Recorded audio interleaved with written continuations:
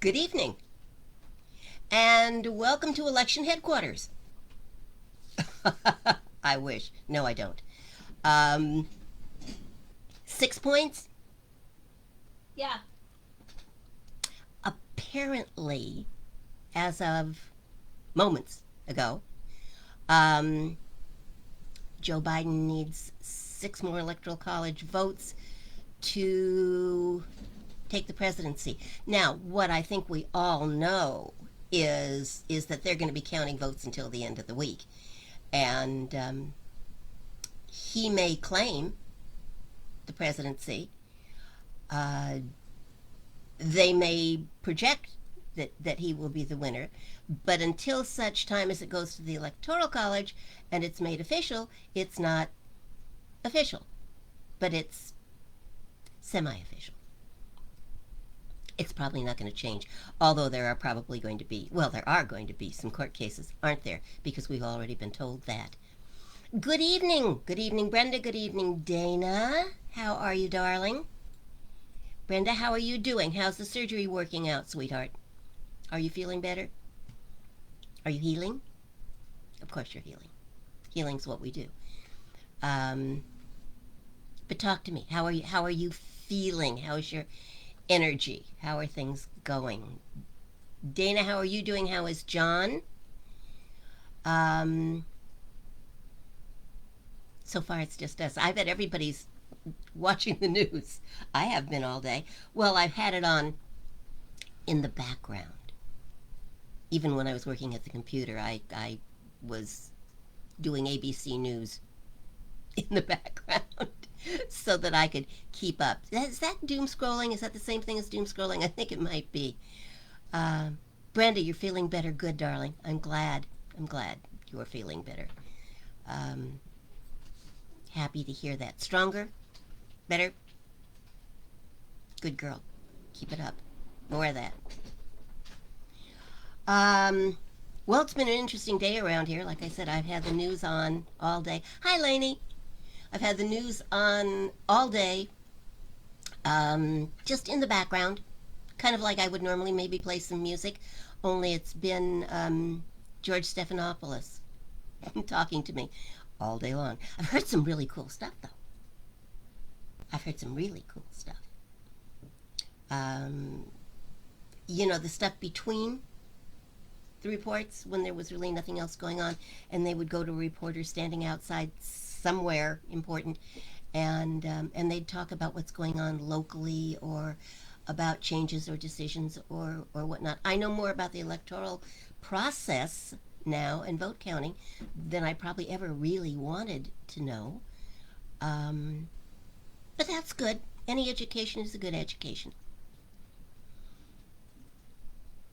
Walking better, yes. Yay!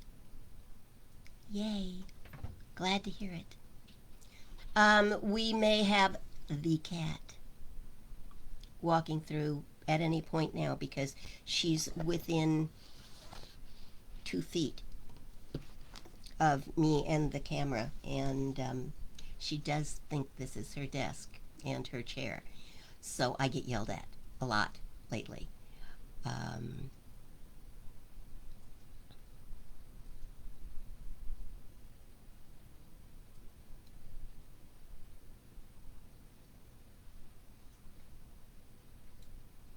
okay, so we're waiting for up. You will keep me posted on John, please. Please. I have to know how John is doing. I'm wearing my love shirt. Love. Love. My love shirt today to remind me to do that all day long. And, well, you were all here, I think, when I put the rubber band on my wrist to remind me and to suggest to you that you do something like that to remind you that life is a spiritual exercise. And that when we're up against it, or they are infuriating us, or any of those situations, stress induced situations, um, that there be something there, not to twang like we used to twang rubber bands to try to tap something in, but rather to remind us, just by looking at it, that life is a spiritual exercise. That we are divine beings having a human experience, and there's a reason for it. And that I originally wrote down life as a spiritual experience, and the more I looked at it, the more I thought, that's kind of like saying, I'm a spiritual being having a human experience. Yeah, okay. But that doesn't tell me what to do. It doesn't tell me how to react to a situation. It's supposed to remind me and then connect to a whole bunch of other thoughts that are back there and eventually work out well. And the more I got to thinking about it, the more I realized that what I really wanted to say was life is a spiritual exercise, because that calls me to action. That says, you're feeling this, what are you going to do with it? You're feeling this confusion, you're feeling this stress, you're feeling this chaos, you're feeling this sadness, whatever you're feeling. You're feeling this. What, if you don't want to feel it, are you going to do about it? And I liked that. I liked the idea that it would remind me, that it would question me and cause me to say, hey, I'm responsible here. I am the spiritual being having this human experience. What is my reaction to that? What should I do about that? What should I do to make this better, to make it go away, to make it bigger, to make it whatever? What should I do? What am I being called to do? And then do that. Or simply go, oh yeah, that's right. Okay, I got it. I don't need to be turned topsy-turvy by this thing. I just need to remember that life is a spiritual exercise. So I wore this rubber band for about a week, and it was getting sadder looking by the moment because the ink had kind of, depending upon what I used to wash my dishes, the ink was blurring. But I loved it. I was ending up with ink on my hands. It was getting kind of sad. But I loved my rubber band, and I didn't want to give it up. And then Amazon rang the doorbell and made a delivery, and Kat said, oh, this is for you. And I said, I'm not expecting anything. And she said, this is for you. And I opened it up, and there was a little box inside, and inside the box was this lovely little thing that says, and it's little and it's engraved, so I don't think there's any way you can read it. No, that's not going to work. What it says is, life is a spiritual experience. Exercise. The word I wanted. How she managed to get that done and not put the wrong thing on it, I don't know. But it says life is a spiritual exercise. And it doesn't dump ink on me, and it doesn't run. It's just lovely, and it's right there for me to see and remember all the time. So I probably will never take it off, ever, because I want to remember that. I really want to remember. Oh, Kak's in there too.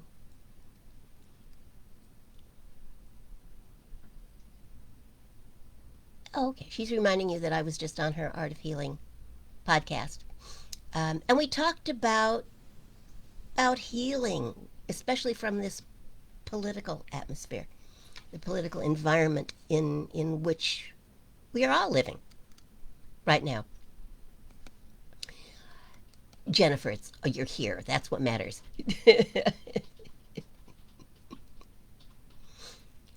um,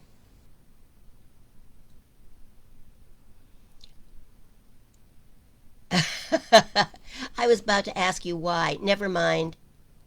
I was saying earlier that I've had the news on all day. So I think we've got it. I've been wrong before. I don't want to be wrong this time. But I think we've got it. As of a few moments ago, Kat was telling me that Mr. Biden, Vice President Biden President Biden only needs 6 more electoral college votes. 6 more. It is still mathematically possible for the president to be reelected. I'm aware of that. Um, but I think we've got it. So, thank you. Okay, Jennifer. And Brenda thinks we've got it, and Jennifer thinks we've got it. All right. All right. With all those minds working on it, what chance is there that it will go any other way? You know, I found myself over the last few days, especially, thinking, what can I do? What can I do? What can I do? What can I do? I can pray. And then I think, okay, can I, should I, do I pray for my candidate to win? Or do I pray for the highest good?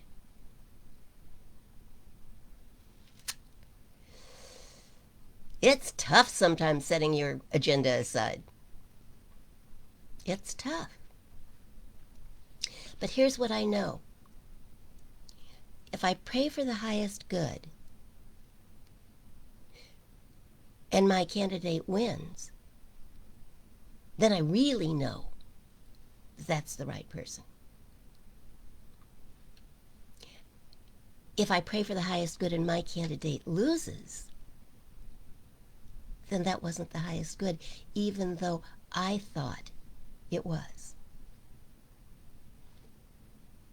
It's a spiritual dilemma. Spiritual exercise. I think I passed it.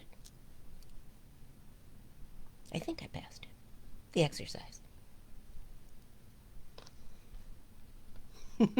We'll see. We'll see. But I love my bracelet. I love my bracelet and I love all of you.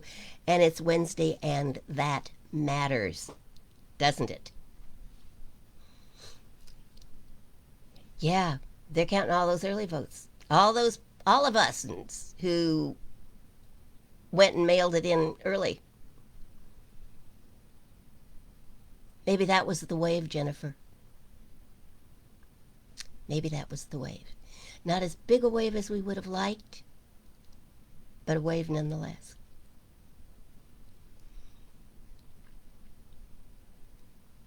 Yeah, a lot of them are breaking blue. And that's kind of what they thought would happen, but I don't think they thought it was going to be as big or as dominant.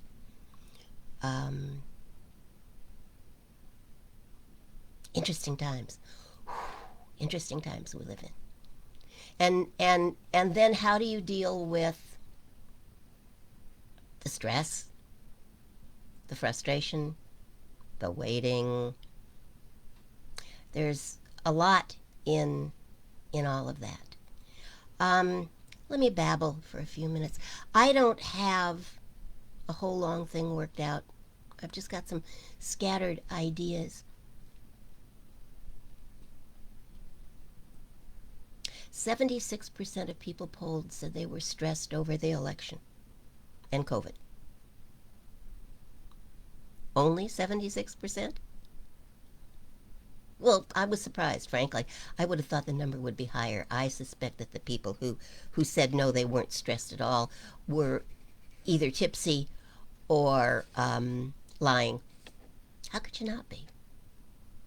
But it does beg the question, doesn't it? How do we maintain mental well-being in times like this? Times of such uncertainty. You don't know how the election's going to roll. You don't know if it's going to go to court. You don't know if that's going to change things. And then there's COVID. You know, is as tight as everything was when I went to sleep last night and when I first got up this morning. As tight as everything was, as close as everything was, I was still thinking about COVID. Took the dogs out for a walk, had to get my mask. Um, I've decided I really don't like wearing a mask, but I will and do. Um, but that just adds more stress, doesn't it? I saw a woman the other day jump out of her car and head toward a store. And she got almost to the door when she turned around and walked back to her car and got her mask. And I thought, from the way she got out of the car in the first place, I'm sure she was running late, she was stressed. How much more stressful was it that she was going to have to go back to her car and get her mask before they would even let her in the front door of the store? Whew. How do we stay sane in times like that?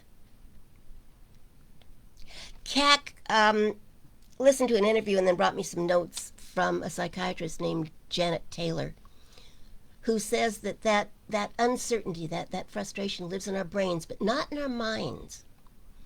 And she reminds us that you may not be in control of what's going on around you, but that you absolutely can control how you respond to what's going on around you.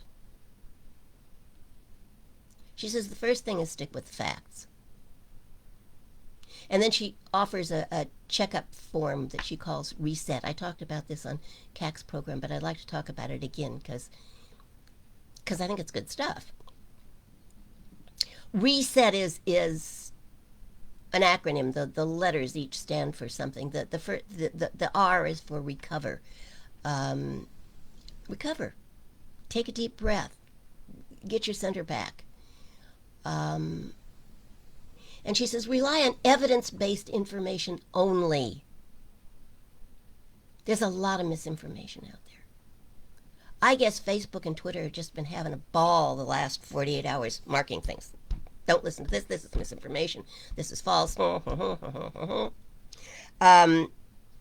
stayed up and listened to President Trump's address last night, or early this morning, as the case may be. And it wasn't over by more than 10 seconds when the local newscast, the anchor of the local newscast, said, well, the president has just spoken and offered a lot of misinformation and a lot of falsehoods about how the election has been going. And I thought, whew, they're not even waiting to try to be polite anymore.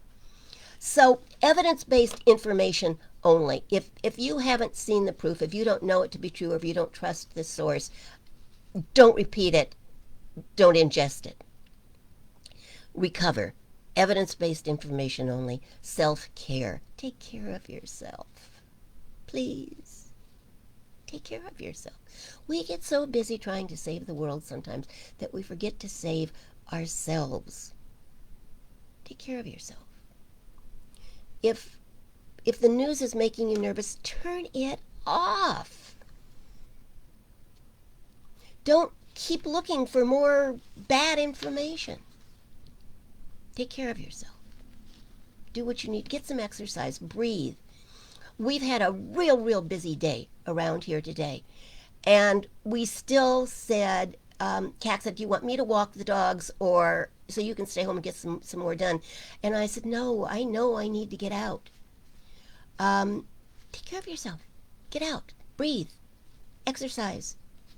Do something that takes care of you, that feeds your soul. Then she says the second E in Reset is establish control of your actions. You can control your actions. Take a deep breath and think before you act. Before you respond, before you say something you're going to wish you hadn't said later.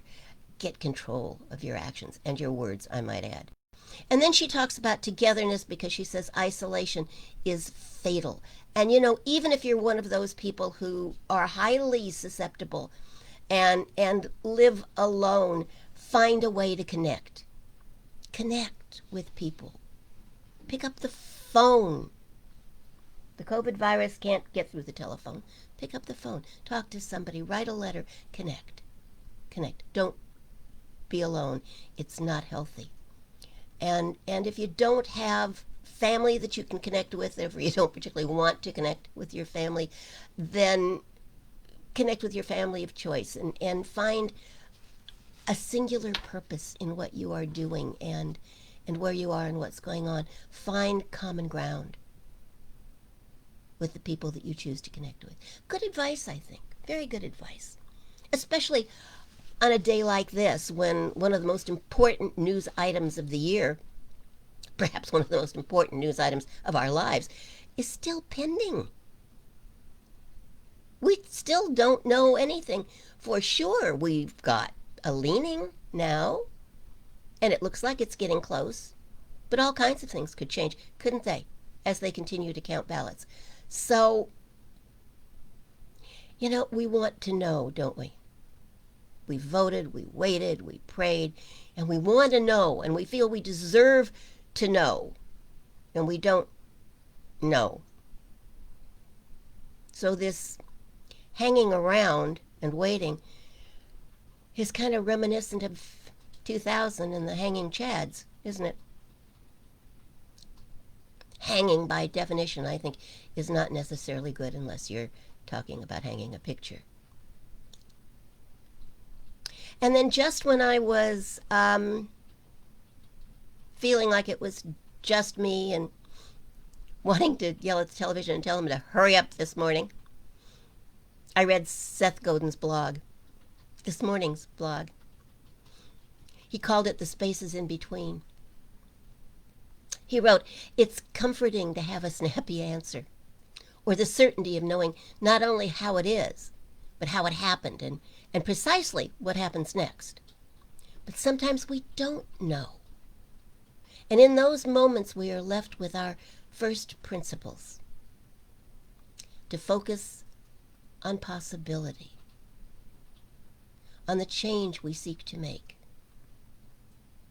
as showing up as an even better person, a better version of the person we hope to be, especially when it's hard." Don't you love that? Showing up as an even better version of the person we hope to be, especially when it's hard.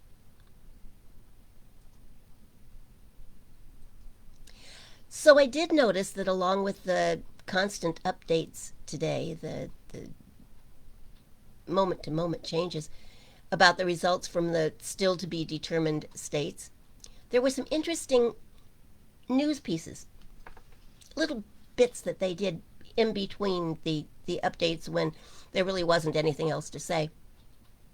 And in one report, the reporter was talking about two ministers from two different areas of a particular state, and I didn't take notes at the time, so I can't remember what state it was. But two different ministers were asked to comment on the election. And independently, they came up with the same Bible verse. It's from Romans 8:28. And they said simply, all things work together for good. The reporter then noted that that was not the fullness of the quote. He said, the full quote is, all things work together for good to them that love God. So I can't resist the temptation to say that that's not the fullness of the quote either. What it says is all things work together for good to them that love God, to them who are the called according to his purpose. To them who are the called according to his purpose.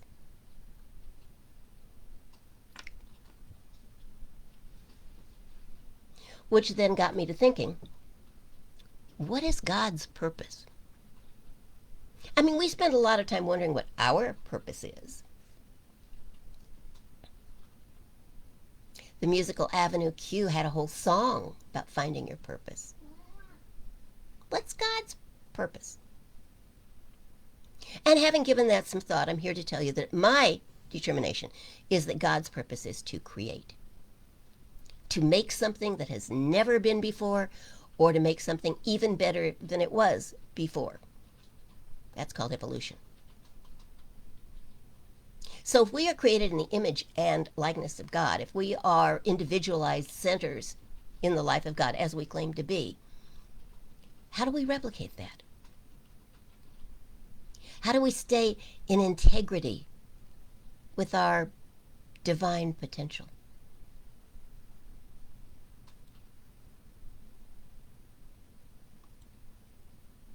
Let me read you this quote. If we are truly concerned about the integrity of our lives, if we are willing to make an effort to devote our talents and resources to those things which are larger than ourselves, then there is no limit to what we can accomplish in the building of a fruitful and enjoyable existence. If we are truly concerned about the integrity of our lives. Well, aren't we? Isn't that what we're here for? If we are willing to make an effort to devote our talents and resources to those things which are larger than ourselves, then there is no limit to what we can accomplish. The words were spoken by Jimmy Carter when he was governor of Georgia in 1974.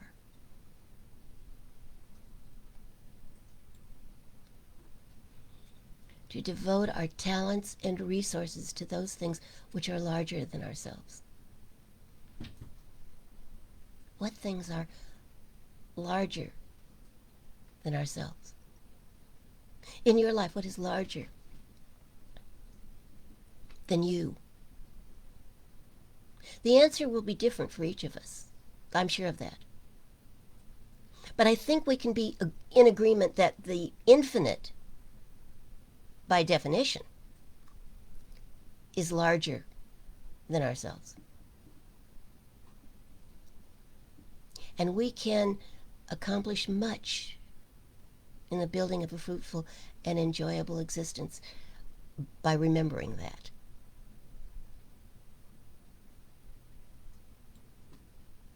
Life is a spiritual exercise.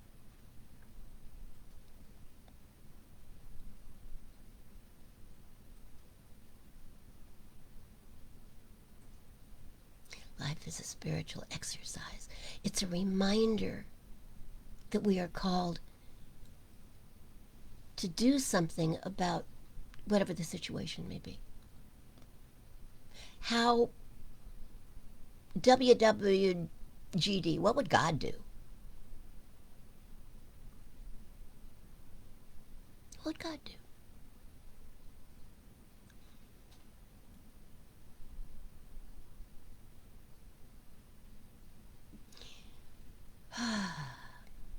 So I have my reminder now, a permanent one, that life is a spiritual exercise and I am called to participate in the exercise, or it wouldn't have gotten my attention.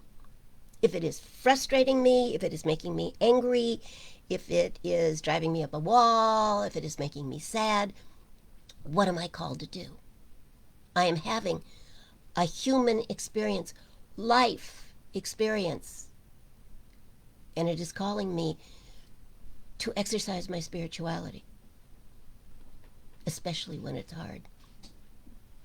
Especially when it doesn't seem to be going the way I thought it should. Then my little reminder helps me to remember that I am created in the image and likeness of God and should act accordingly, should respond to life accordingly. It is the truth of our being that each of us is a perfect reflection of a perfect God. Does the image you project to yourself and to others match that perfection, that high, high bar. What if we all practice projecting the image of God's perfection in all areas of our lives all the time? Well, okay, most of the time. We begin by creating the right image in our mind. What would God do? And then allow that idea to become our new reality or our new activity, our response.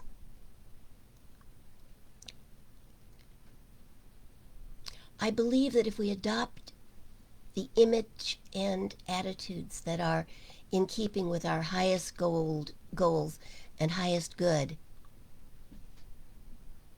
and we let God take care of the details,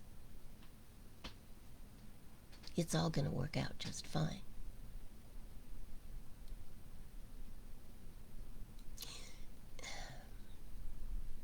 If you want God's perfection revealed in your life, then you've got to act as if God's perfection is being revealed in your life. Now, when I speak of the right image, I'm not talking about right and wrong. I'm not talking about left and right. I'm not talking about blue and red. I'm talking about recognizing your own divinity and conveying that to all people under all circumstances. All, or at least most of the time. Yes, it can be challenging, but with commitment and practice, you can do it.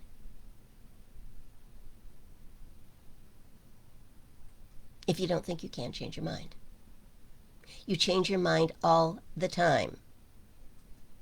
You can do this. Here's the exercise. Pick an aspect of God each morning. Just pick one. And make it your goal to project that aspect of God in all of your thoughts, words, and deeds throughout the day. Back to the rubber band. Or something. Life is a spiritual exercise. You can do it. So tomorrow morning you pick love. We'd probably all go there. And you do whatever you need to do to project love in all you think and say and do throughout the day. Something to remind you would be a good thing, because it would be easy sometimes to be challenging to forget. So that friend calls, the one that just does nothing but complain all the time. And you want to just tell her to get off the phone and leave you alone. What would love do?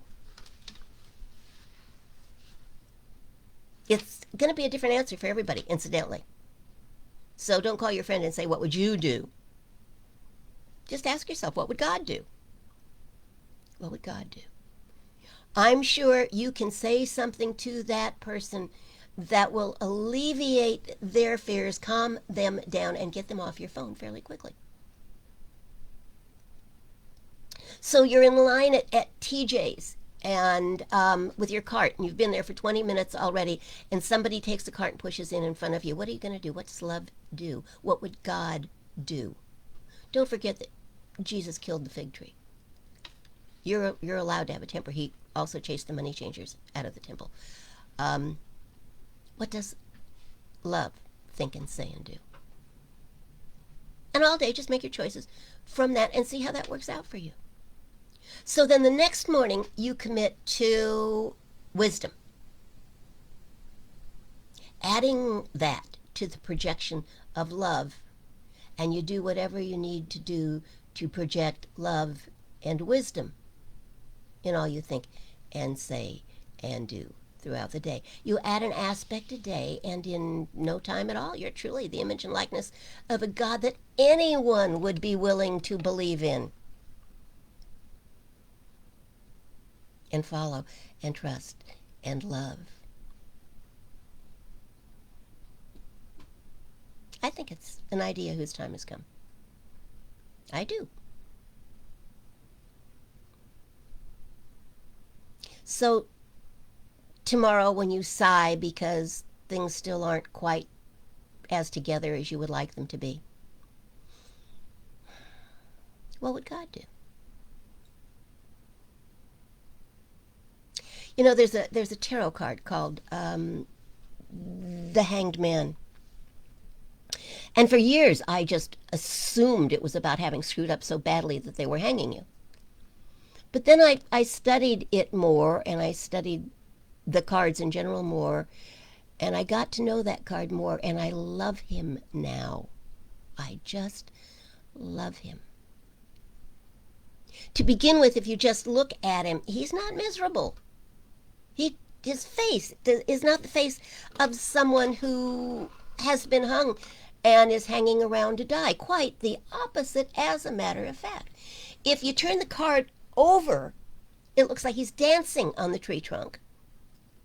And then you become aware that there is a halo of light around his head and that he looks perfectly content and happy. And the real explanation of that card is that he's in ecstasy. He's hanging around waiting for enlightenment. And you know it's going to come because of the light around his head. But he's not impatient. He's not impatient at all. He's calm and centered and thrilled to be waiting. He's in the space in between that Seth Godin wrote about.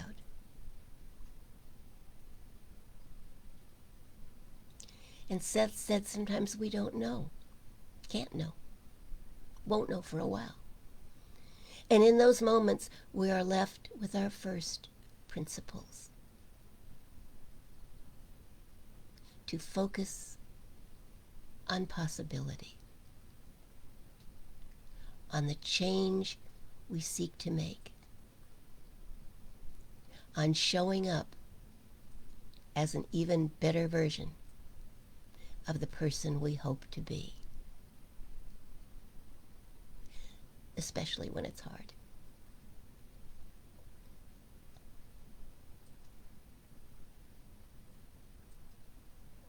So just my thoughts and a Bible quote.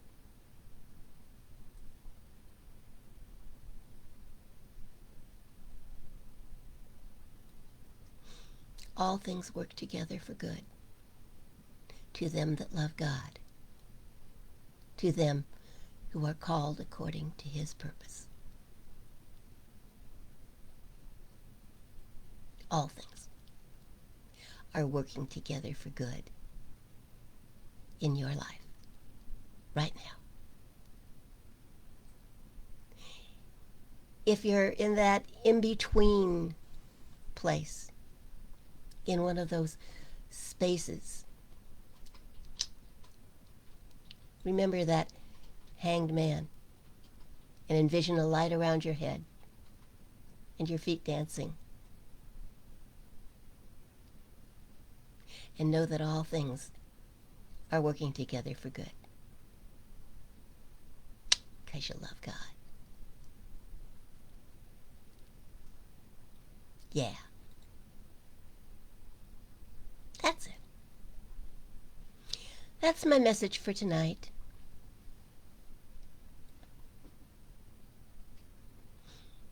Now let's see. I always like to see what you guys have been up to while I've been chatting.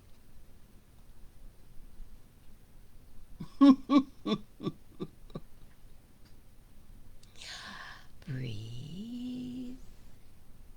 Oh, Susan, glad you're here tonight. We've been missing you.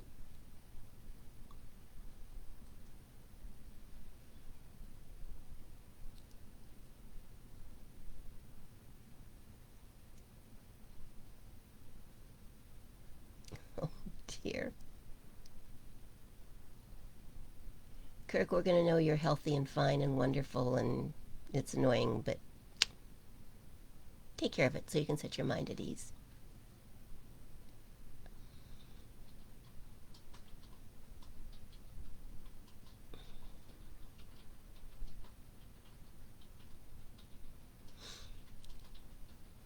Jennifer. See, that's isn't it? Isn't that part of it? Just showing up to help someone else gets us out of ourselves.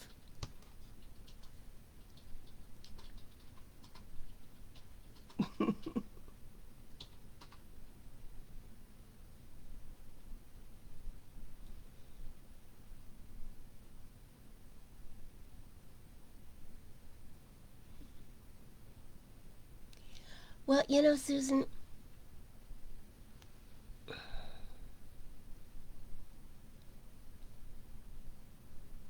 most of us are not happy faced 24 hours a day.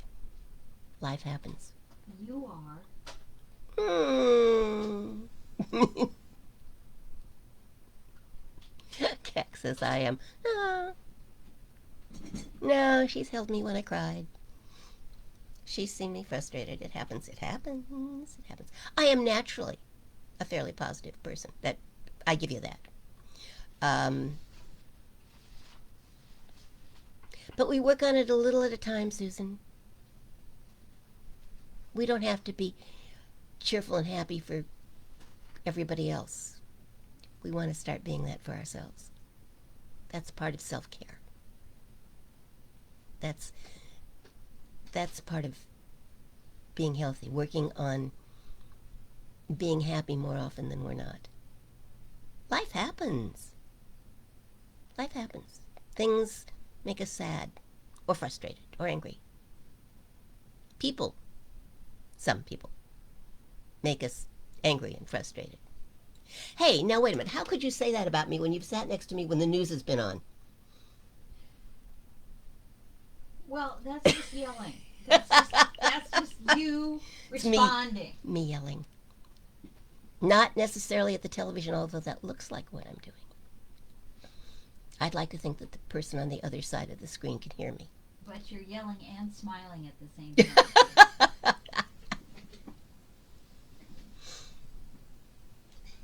Yeah, Brenda, we've had actually quite a conversation over the last couple of days about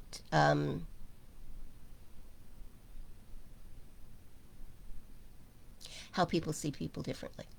Let me leave it at that. Why can't you see it? Perspective, sweetheart. Perspective. It's perspective. There are people who think that the president is, God on earth. And they believe in him and they love him and they really do. I mean, look at the vote. Look at the 49-49s that were happening today. The vote is very, very close. It looked last time I looked, which was almost 2 hours ago now, it looked like Biden already had the popular vote by over 3 million. But that's not much when you think of the number of people that have voted. It's what Hillary had and still lost. She had 3 million more votes and still lost because of the Electoral College process. Those people who voted for him before, those people who voted for him this time, Cack's theory is they see the good, and they believe he's doing good, and that's why they love him, and they do. They feel very strongly about it, as strongly as others do about Biden. Perspective. They're seeing something different than what we're seeing. In your foundations class at Spirit Works, did I do the cup thing? I love the cup thing.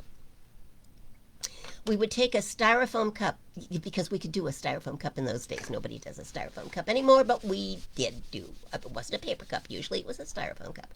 I'm admitting to it. I'm also talking about 30 years ago. We used a styrofoam cup, and I would put a mark on one side of it, usually an X, something simple. And I would put 2 people in chairs, or just split the room a little bit, put the cup in the middle, and say to one side of the room, what do you see? And they'd say we see a stool with a white styrofoam cup on it, and I'd say, tell me a little more, and they'd say, well, there's a lip on the cup, and the cup sitting in the middle of the stool. They're looking for things to say. And then I'd say to the other side of the room, what do you say? And they'd say, well, we see the white styrofoam cup in the stool, and it's sitting in the middle and the rim around the edge, but there's an X on the cup. And the first side would say, no, there isn't. The second side would say, yes, there is. Were they both right or were they both wrong? They were both right and convinced because of their perspective. And they believed what they saw. And they had the evidence to prove it. But if they were willing to accept that a different perspective might change their view about that cup, might a different perspective change your view about somebody else?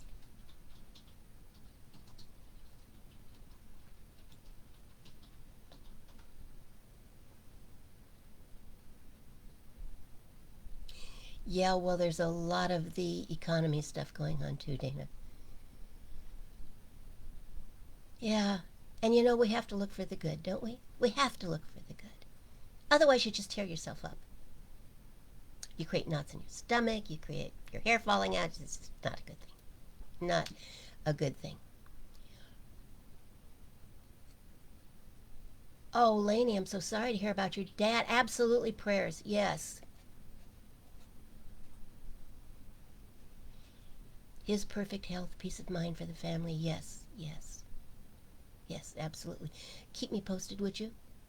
Let us know what's going on. And prayer, absolutely. Absolutely.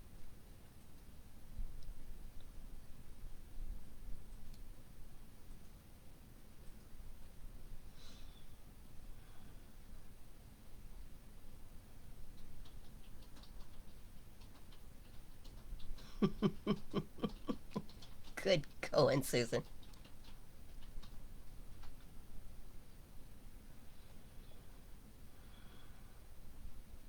Absolutely.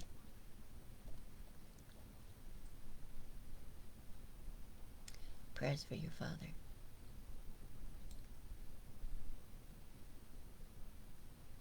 May he rest comfortably. May he heal.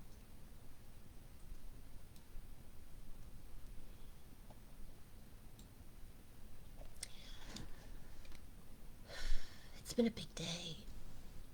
There's a lot going on, and we forget sometimes, don't we, when there's this much attention on something that is national, that lives are still going on as normal. People are sick. People are happy. People are moving into new homes. People are being turned down for loans. Life goes on. Anyway, I think it helps us to know how to respond to what is going on around us when we remember that life is a spiritual exercise. That's what it's meant to be. What else would we be here for? Really? Really? Then to find that we have the power and the responsibility and the ability to respond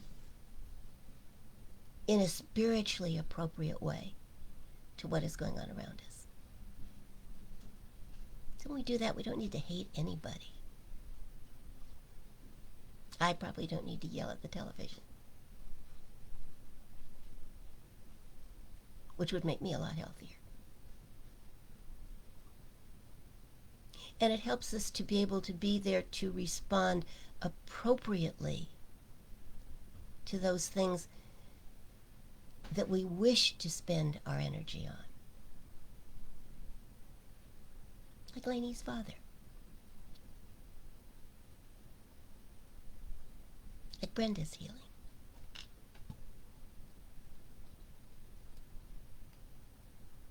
like John's care and wholeness.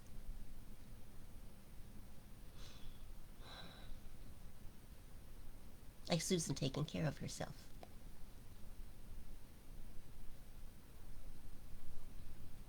Like Kirk getting a negative COVID reaction when he has his test tomorrow.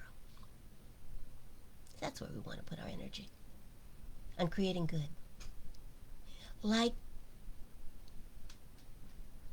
little godlings. Lainey will appreciate that. Like little godlings, created in the image and likeness of creation itself, making the world new again. Creating good, creating positive change, creating evolution where necessary. And maybe revolution where necessary, but that's another whole talk. Ain't it? Maybe that's it. Talk about evolution this week and revolution next week. See, it seems to me that most of us have been waiting around today for results, just as Kirk will be waiting for results tomorrow. And that's frustrating. You know, that's the Seth Godin stuff, that space in between. But what if instead of waiting around for results, we were practicing election, practicing choosing, which is election, to be more godlike, to be more loving, more wise, more peaceful. Just saying. Which seems to me to be the perfect opportunity to go into just praying. So why don't we do that? It's been a long day. There's a lot going on in everyone's lives. Let's pray. And close your eyes if that's comfortable for you, or just soft focus and turn your attention within.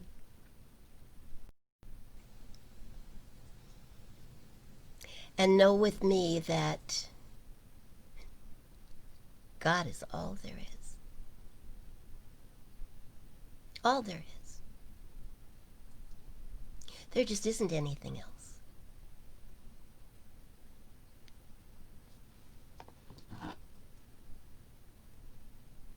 This stone, God.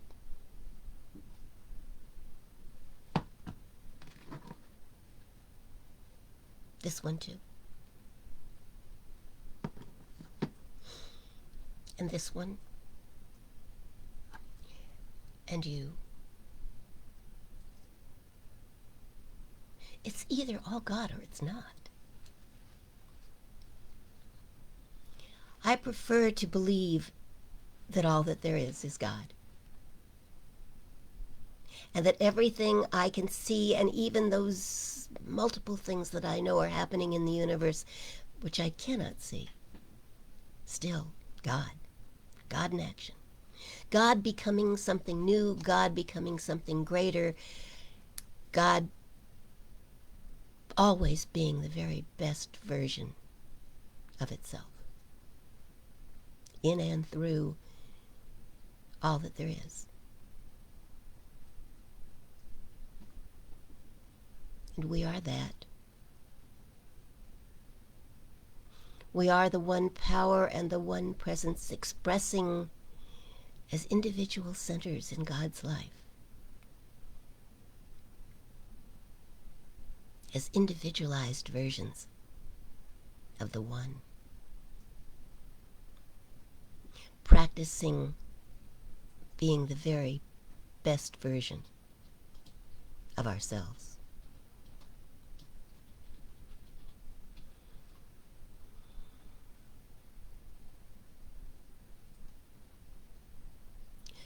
practicing the presence of God within, around, and about each of us. And we can be today the love of God, the understanding of God, the wisdom of God, the wholeness of God, the strength of God, the patience of God, the understanding of God, the creative force, the unlimited power of God, which certainly would be the very best version of ourselves. And so I know for each of us today that we claim that we elect that for ourselves. That instead of waiting, we choose.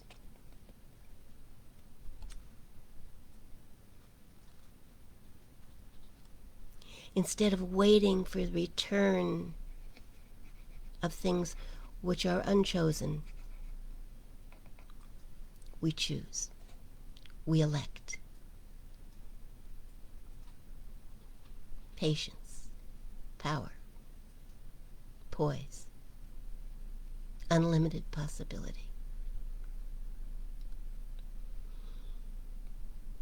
We elect our God self.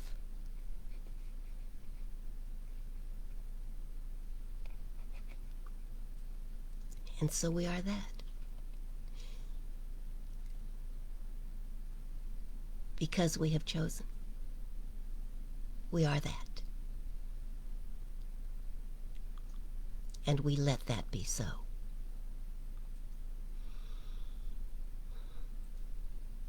And so it is.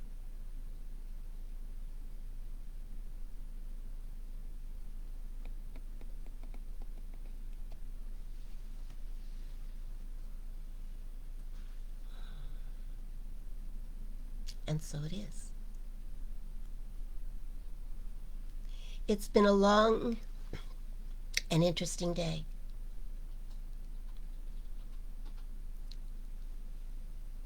It's been a lovely hour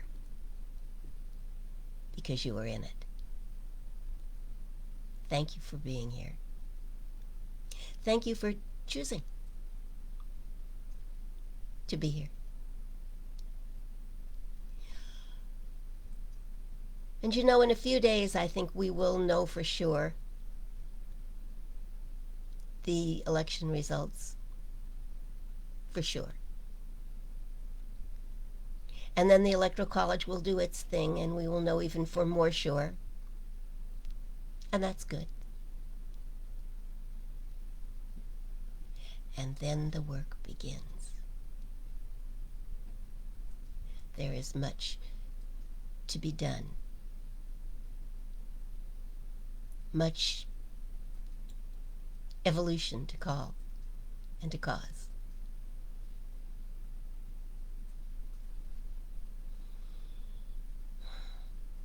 Then the work begins. Take care of yourself. Rest. Get ready. I'll see you on Sunday or next Wednesday back here. Preferably both. I love your company.